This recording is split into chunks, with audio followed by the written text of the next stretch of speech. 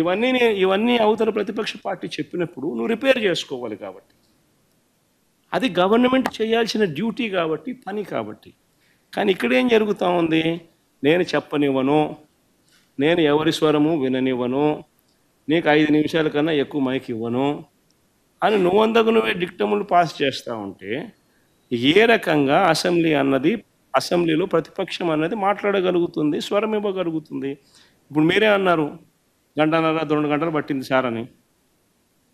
మరి 1.5 2 గంటలు పడుతుంది. మరి ఇవన్నీ నేను మాట్లాడిన మాటల్లో ఏదైనా ఒకటన్నా వేస్ట్ మాట ఏమన్నా ఉందా?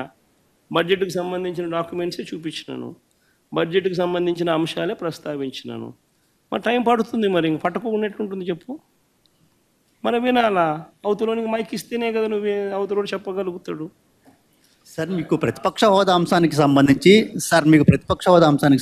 పవన్ కళ్యాణ్ గారు ఒక కామెంట్ చేశారు. వైఎస్ఆర్ కాంగ్రెస్ పార్టీకి వచ్చినటువంటి ఓట్ల శాతాన్ని, సీట్ల శాతాన్ని బట్టి చూస్తే జర్మనీలో అయితేనే వస్తుంది, ఇక్కడ రాదు, ఇక్కడ 5 ఏళ్ళు రావడం కష్టం అని ఒక విమర్శ చేశారు సార్. ఆ మనిషి కార్పొరేటర్కి ఎక్కువ, ఎమ్మెల్యేకి తక్కువ. జీవితకాలంలో ఇప్పుడు ఎమ్మెల్యే ఒకసారి అయినాడయ్యా.